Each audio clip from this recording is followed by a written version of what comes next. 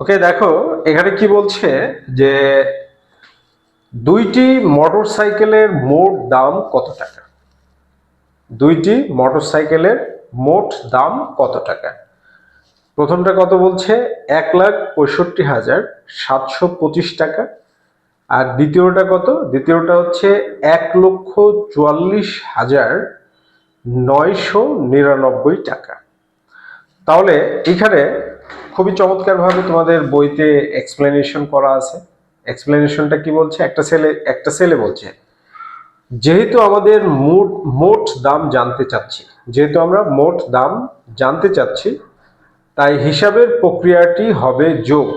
তাহলে এখানে কি বলা হচ্ছে, যেহেতু আমরা মোট দাম জানতে চাচ্ছি, তাই হিসাবের প্রক্রিয়াটি হবে যোগ। তার মানে মোট দাম যদি জানতে চাওয়া হয় তাহলে হিসাবের প্রক্রিয়াটি কি হবে, যোগ হবে। পয়েন্ট টু বি নোটেড, যে মোট দাম যদি জানতে চাওয়া হয় তাহলে হিসাবের প্রক্রিয়াটি কি হবে, যোগ হবে। এটা মাথায় রাখতে হবে। মোট দাম জানতে চাইলে দুইটা জিনিসের বা একাধিক জিনিসের মোট দাম যদি জানতে চায় তাহলে কি হবে, যোগ হবে। তাহলে গাণিতিক বাক্য কি হবে, 1,65,725 যোগ 1,44,999, এটা হবে গাণিতিক বাক্য। তাহলে আগে প্রথমে গাণিতিক বাক্যটা লিখে নাও। তাহলে গাণিতিক বাক্যটা কি হবে, গাণিতিক বাক্য। তাহলে গাণিতিক বাক্যটা কি হচ্ছে, গাণিতিক বাক্যটা হচ্ছে 1,65,725, 1,65,725 টাকা যোগ 1,44,999, 1,44,999। ঠিক আছে। এরপরে গাণিতিক বাক্যের পরে তুমি যোগ করার ক্ষেত্রে উপর নিচে করে যোগটা করতে পারো। ঠিক আছে, উপর নিচে করে এরকম ভাবে যোগটা করতে পারো। তাহলে এটা গাণিতিক বাক্য লিখে নিলাম।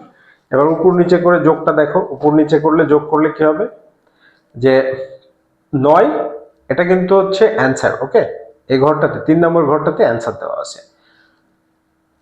9 আর 5 14, 14 4 হাত থেকে 1, 9 2 11 আর হাতের 1 12, 12 2 হাত থেকে 1। তারপর হচ্ছে 9 আর সাথে, 9 এর সাথে কত হয় 16, 16 আর হাতের 1 17, 17 7 হাত থেকে 1। 5 আর 4 9 আর হাতের 1 10, 10 এর 0 হাত থেকে 1। 6 আর 4 10 আর হাতের 1 11, এই যে হাতের 1 11, 11 1 হাত থেকে 1। এরপর হচ্ছে 2 আর 1 1 আর 2 2 আর হাতের 1 3। এ হচ্ছে 3,10,724। এইটা হচ্ছে অঙ্ক। এবং মোট দাম কত, 3,10,724 টাকা। যোগের প্রক্রিয়া মূলত একই, তবে হাতে রাখার সংখ্যাটি লক্ষ্য রাখতে হয়। এখানে পয়েন্ট টু বি নোটেড, যে যোগের প্রক্রিয়া সব একই, মূল বিষয় কি হাতে রাখার যে সংখ্যাটা আছে সেই সংখ্যাটাকে তোমার সবসময় লক্ষ্য রাখতে হবে। তুমি সবসময় সেই সংখ্যাটাকে লক্ষ্য রেখে যোগগুলো করবে। যেমন এখানে কিছু যোগ দেওয়া আছে, দেখো অনেকগুলো যোগ দেওয়া আছে, তার মধ্যে আমি 3 নম্বর যোগটা করে দিচ্ছি। মানে 3 নম্বর যোগটাই আমার কাছে রিজনেবল মনে হচ্ছে। তোমরা তোমরা এমনিতেই পারো, তারপরে 3 নম্বরটা করে দিই।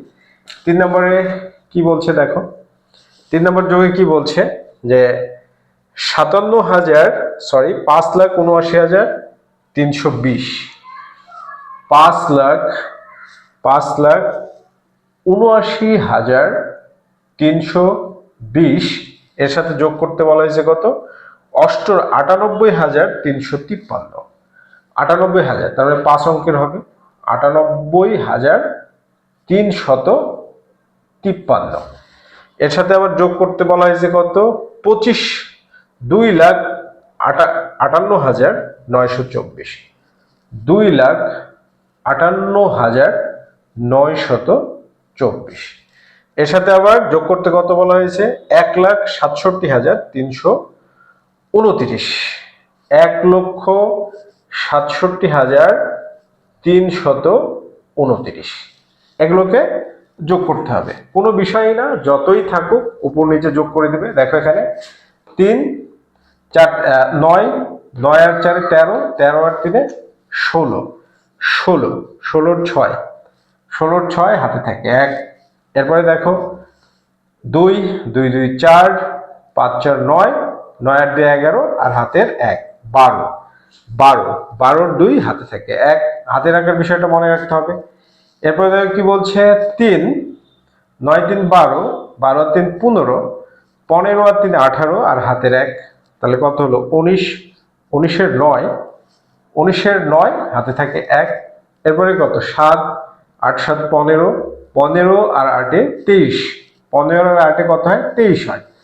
এভাবে মুখে মুখে হিসাব করতে হবে, ঠিক আছে? প্রথম দিকে কষ্ট হবে কিন্তু মুখে মুখে হিসাব করো। 23, 23 আর 9 কত হয় 32, 32 আর হাতের 1, 33, 33 এর 3 হাতে থাকে 3, 33 এর 3 হাতে থাকে 3, 6, 6 আর 3 9, 6 5 6 11, 11 আর 9 20, 20 আর সাথে 27, 27 আর 3 30, 30 এর 3 হাতে থাকে 3, 30 এর 0 হাতে থাকে 3, 2 আর 1 3 আর 5 8 আর 3 11, এই হচ্ছে 11। তাহলে মোট সংখ্যাটি কত হলো দেখো, একক দশক শতক হাজার অযুত লক্ষ নিযুত 11,03,926।